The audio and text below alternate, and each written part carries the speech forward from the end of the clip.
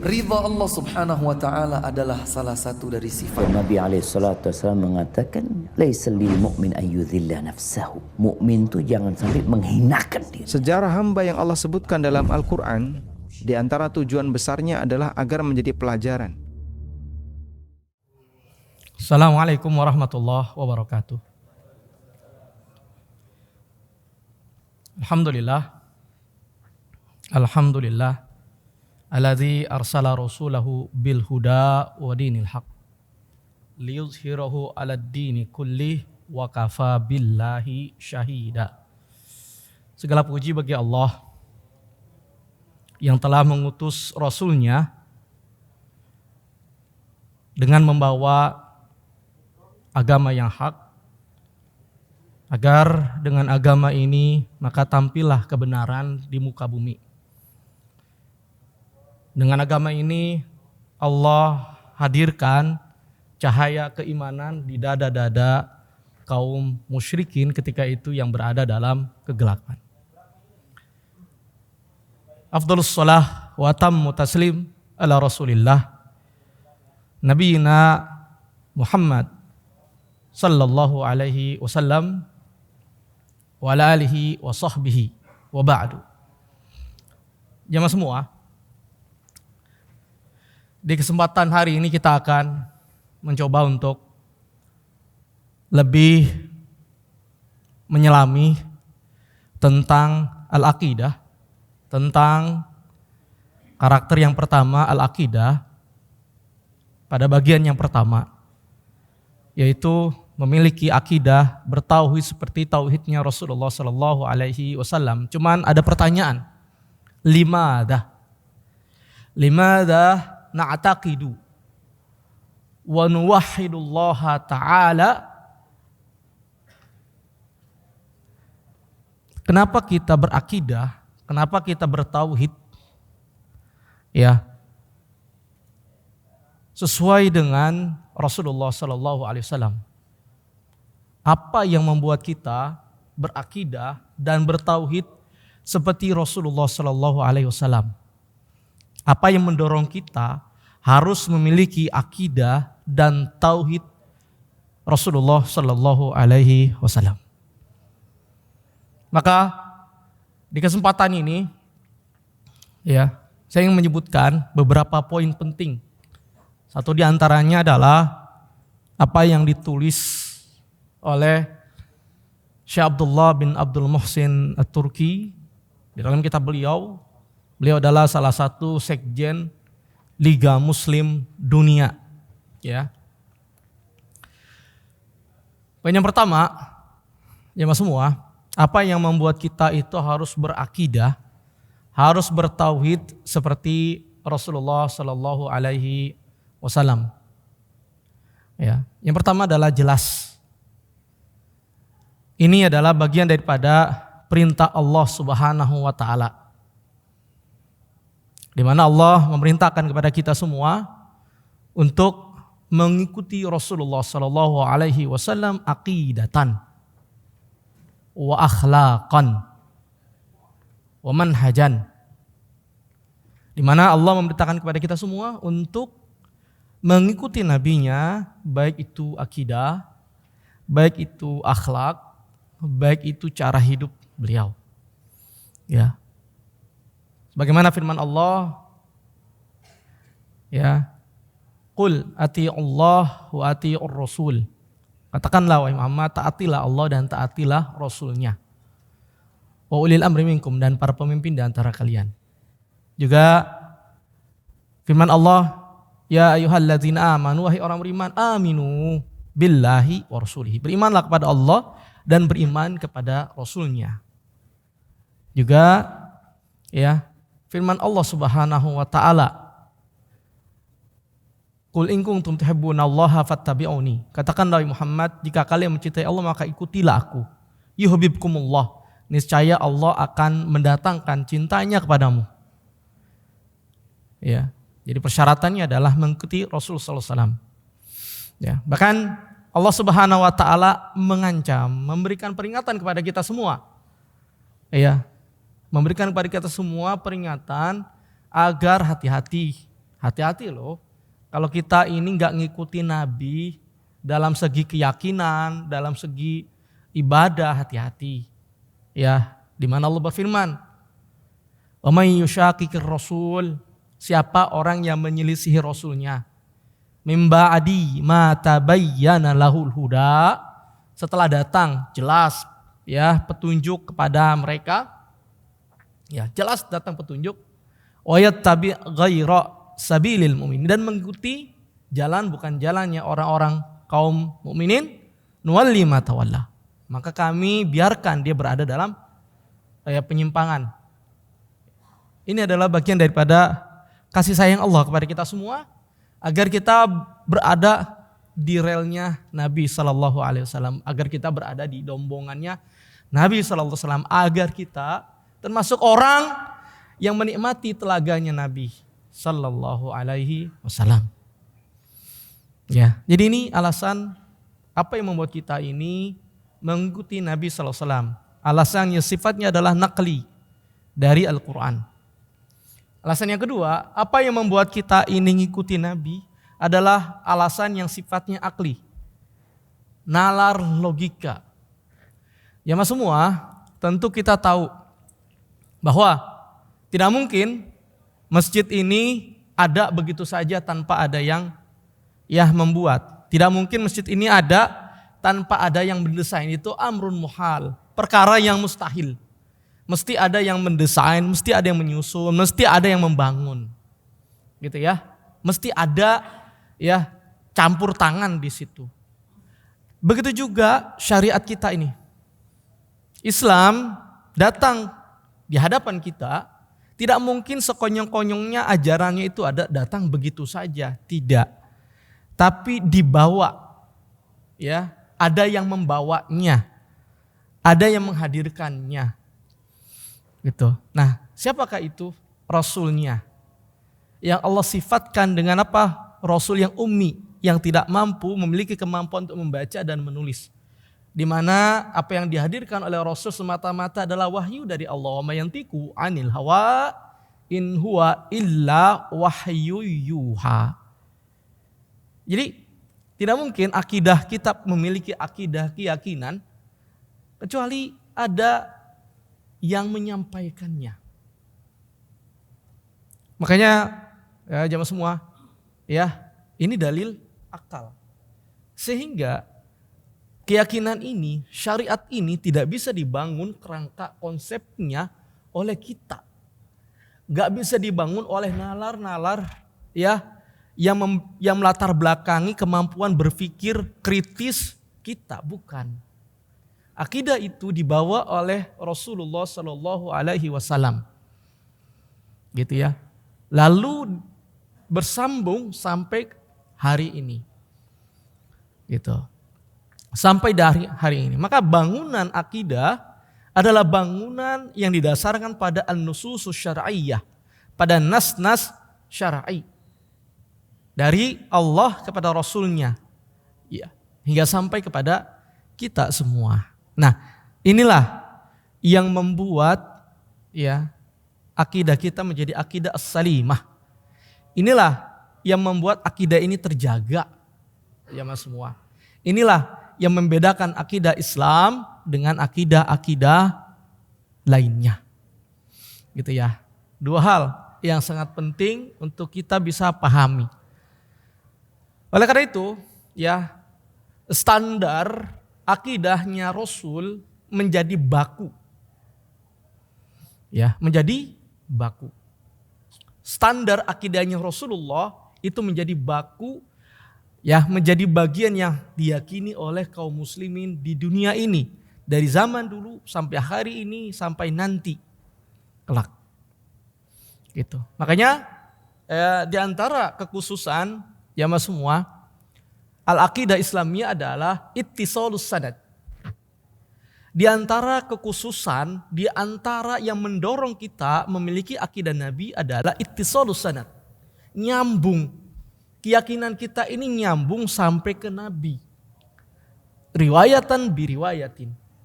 Ya, dari satu riwayat pada riwayat yang lain. Nyambung. Akidah kita itu nyambung. Kepada siapa? Kepada Nabi Shallallahu Alaihi Wasallam. Dan para ulama kita ini menjaga sedemikian rupa.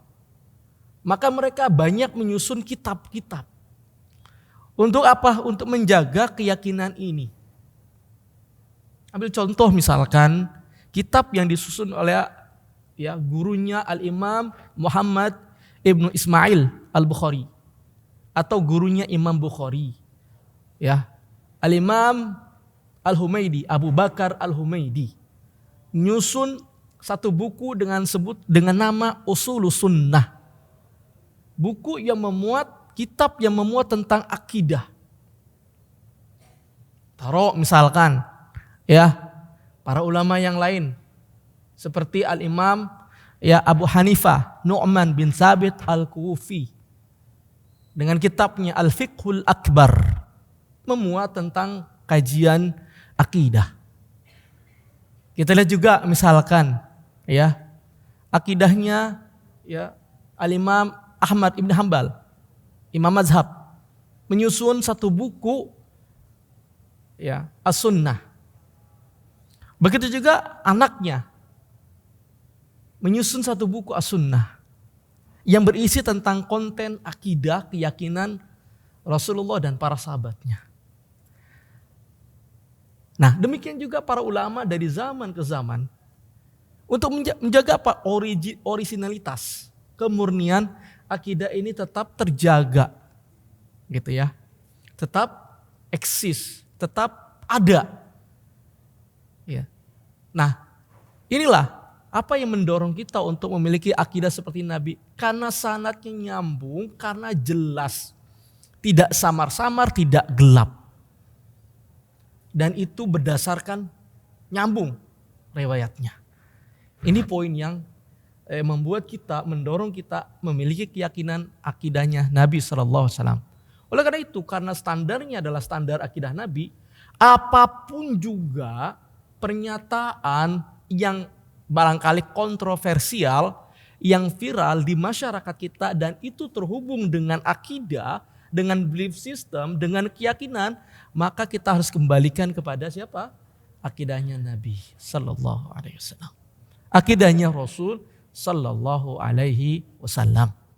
Contoh misalkan, praktek-praktek yang berkembang di sebagian masyarakat kita, yang barangkali masih meyakini adanya kekuatan gaib pada pohon, lalu dia memberikan sesajen di pohon tersebut.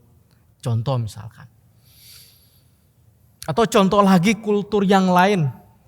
Misalkan ketika dia mau buka satu tempat, dia meyakini ada kekuatan gaib berada di situ. Ada kekuatan gaib yang bisa memberikan manfaat dan mudarat di tempat itu. Akhirnya apa? Dia kasih sesajen. Dia kasih ibaratnya tumbal atau segala macam jenisnya. Padahal Padahal Nabi Shallallahu Alaihi Wasallam sudah berusaha tuh. Satu di antaranya adalah pernyataan Nabi kepada seorang anak, Abdullah bin Abbas, di mana beliau bersabda, "Wa alam annal ummah lawi jitama'at ala an yadurruka lan yadurruka bi syai'in illa qad kataballahu alaika." Ketahuilah, seandainya sekumpulan umat ini bersatu untuk memberikan kemudaratan kepadamu, mereka tidak akan mampu memberikan kemudaratan kecuali apa yang telah Allah tetapkan untukmu. Ini anak kecil Pak, dididik sama Nabi. Nah maka Nabi menjaga sekali. Dan saya sering saya menyampaikan bahwa Nabi itu kalau ngelihat fenomena penyimpangan Pak kalau melihat fenomena yang langsung terkait dengan akidah, Nabi langsung reaksi Pak. Langsung reaksi. Di beberapa kesempatan. Salah satunya yang pernah saya sebutkan ketika perang Hunain. Di mana para sahabat Nabi itu melihat orang-orang kafir Quraisy menggantungkan pedang mereka ngalap berkah. Orang kafir Quraisy itu menganggap dengan dia menggantungkan pedang itu menjadi sakti, menjadi hebat.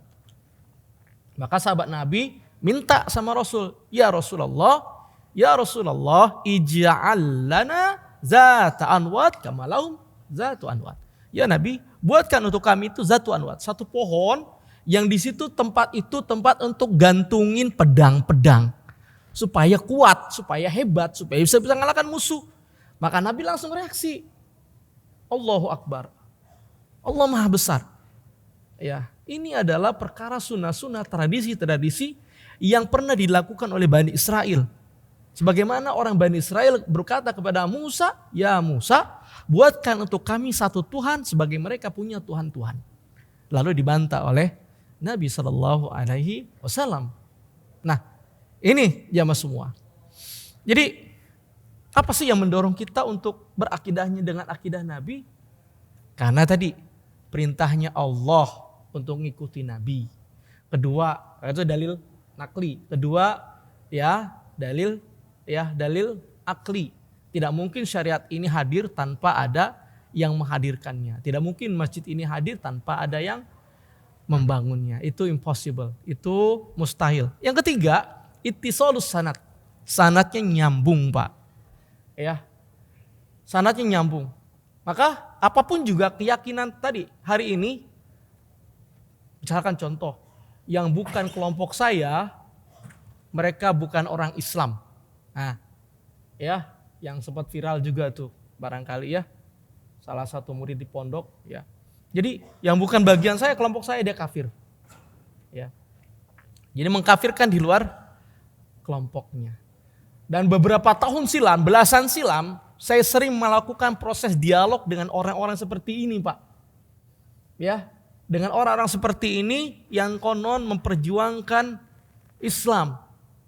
Ya, yang konon memperjuangkan Islam tapi mengkafirkan orang di luar kelompoknya. Saya beradu argumen dengan mereka. Gitu ya. Nah, ini terjadi. Permasalahannya adalah kalau kita mau bertanya dari mana keyakinan yang mudah mengkafirkan orang Islam ini? Nah, makanya standar kita adalah standarnya Rasulullah Sallallahu Alaihi Wasallam. Ya, standar kita adalah standarnya Nabi Sallallahu Alaihi Wasallam, bukan yang lain, gitu ya. Jadi ittisalus sanad, sanadnya nyambung. Kemudian yang keempat, apa yang membuat kita itu ngikuti akidahnya Nabi?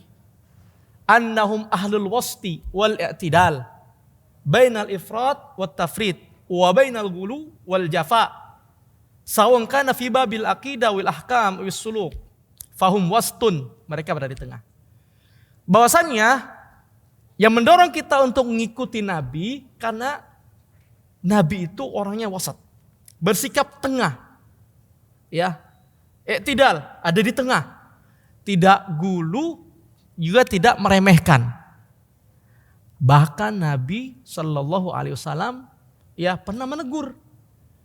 Tatkala Mu'adz bin Jabal tiba dari Yaman setelah diutus untuk berdakwah, datang tuh kembali ke Rasul.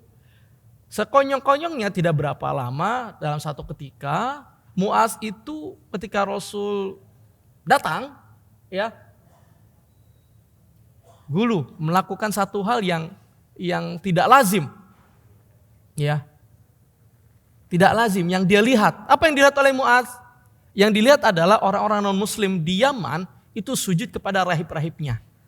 Nah, diikutilah sama Mu'adz. Nah, maka Nabi pun menegurnya. Apa ini Mu'adz? Ya. Kalau seandainya Allah menghalalkan sujudnya sesama manusia, maka seorang istri itu aku akan perintahkan untuk bersujud kepada para suaminya. Artinya apa?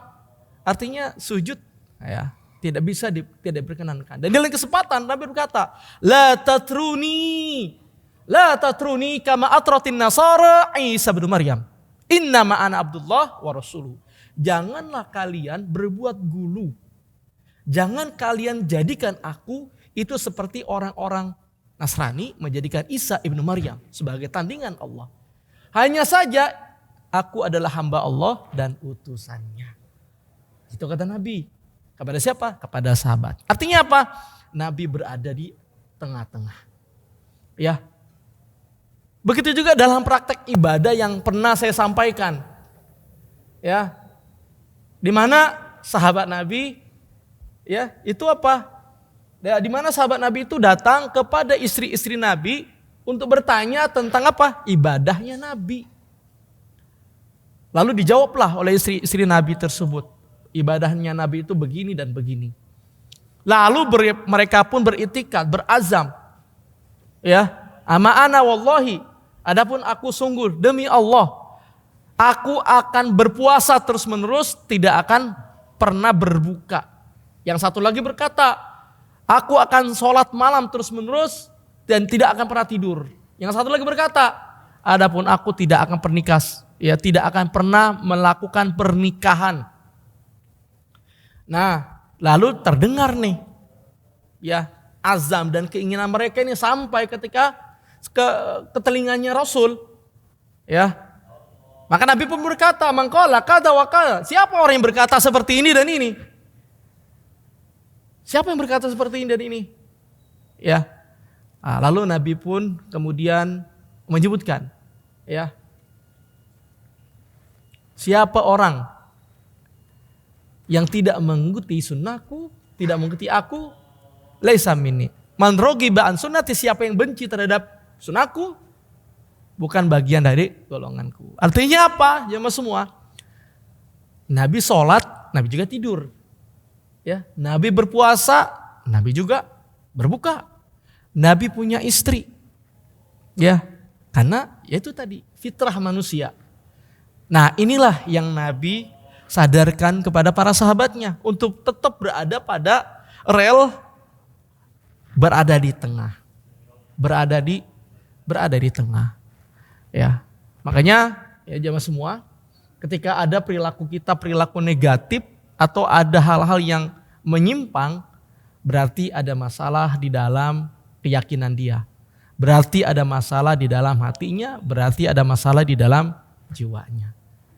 Nah, ini yang sangat penting untuk kita pahami. Ya. Nah, kemudian itu yang keempat ya. Yang keempat ya. Ini mudah-mudahan ingat Pak ya. Sebelum saya masuk yang kelima, yang pertama apa Pak? Masih ingat Pak? Apa yang pertama? Karena perintah Allah Pak ya. Yang kedua apa? Dalil nakli. Itu ya. Yang mengharuskan kita itu mengikuti Nabi SAW. Yang ketiga apa? Sanatnya apa Pak? Nyambung sampai ke Nabi SAW. Yang keempat, bahwa akidah Nabi, ajaran Nabi itu bersifat wasat, berada di tengah. Tidak gulu, tidak juga meremehkan, menganggap remeh, ada di tengah. Gitu ya. Yang kelima Pak, aqidatul Rasul sallallahu alaihi wasallam, ya, aqidatul hayah wa manhajul hayah wa tatbiq fil hayat. Akidahnya Nabi, keyakinannya Nabi adalah ya keyakinan yang mengiringi kehidupan mereka. Metode atau manhaj hidup mereka. Akidah Nabi adalah akidah yang bukan bersifat nazariyah, bukan bersifat teori, tapi praktek. Bagaimana Nabi SAW ya melakukan proses transformasi ke dalam kepribadian para sahabat, pembentukan karakter para sahabat, bukan masuk pada level aspek pembentukan karakter, aspek personality, bukan masuk ke dalam aspek mentality, bukan masuk pada aspek morality, tapi langsung pada aspek yang paling tinggi, spirituality. Ruh, jiwa, hati. Dengan begitu terjadi transformasi yang sifatnya permanen dalam diri sahabat Nabi Sallallahu Alaihi Wasallam. Dan itu terbukti di dalam sejarah ya, dan dibukukan oleh para ulama. Diriwayatkan oleh para ulama bagaimana kisah hidup, heroik, perjuangan para sahabat Nabi membersamai Rasul. Dan sejarah itu Pak, bukan hanya berlaku di masa lalu, tapi sejarah itu bisa menjadi terus hidup ketika kita mencoba untuk melihat aspek-aspek yang ada dalam kehidupan mereka. Inilah yang saya maksud, akidahnya Nabi itu bukan teori, tapi praktis, tapi praktek. Ya, bagaimana Bilal itu begitu luar biasa kecintaannya kepada baginda Nabi.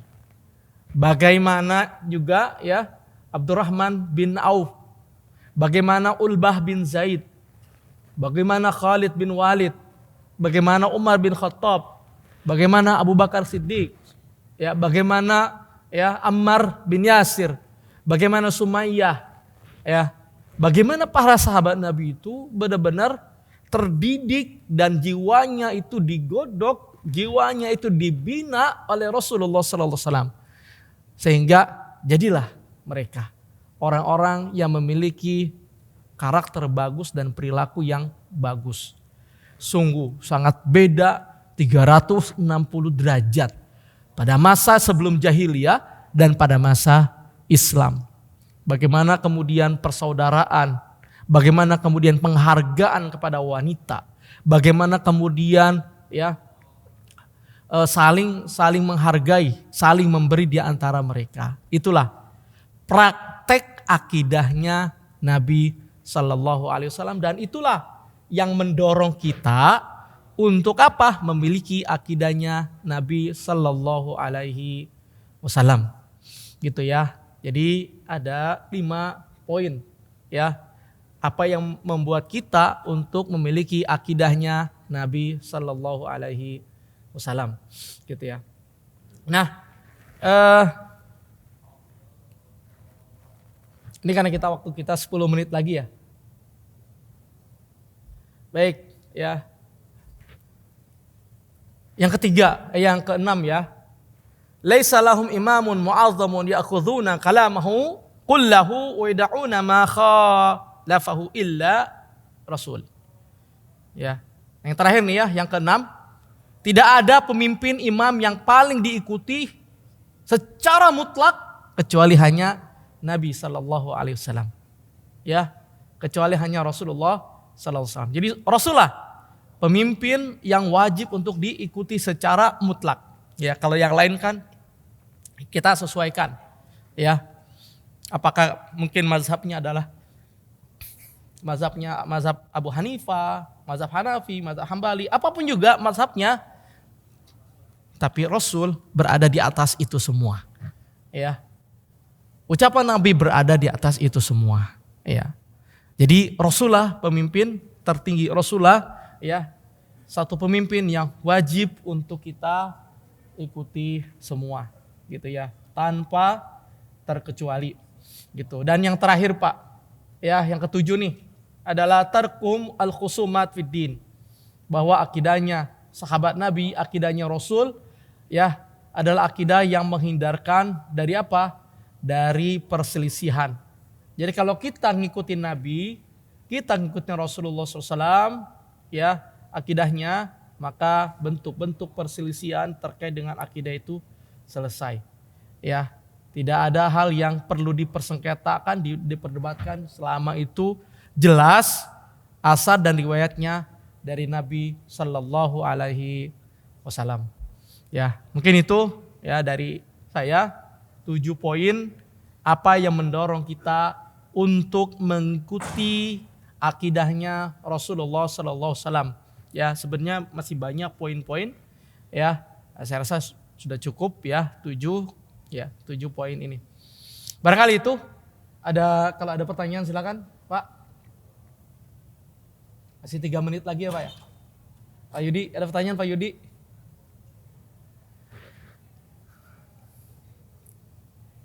Baik, kalau tidak ada ya kita cukupkan Ustaz ya. Kita cukupkan ya karena ada space waktu untuk kita kembali bekerja gitu ya. Demikian dari saya, terima kasih, mudah-mudahan bermanfaat 7 poin yang mendorong kita ya untuk memiliki akidah sesuai dengan akidahnya Rasulullah Sallallahu Alaihi Wasallam. Demikian, terima kasih, jazakumullah khairan. Wa barakallahu fikum, subhanakallahumma wa bihamdika asyhadu an la ilaha illa anta astaghfiruka wa atubu ilaik. Assalamualaikum warahmatullahi wabarakatuh.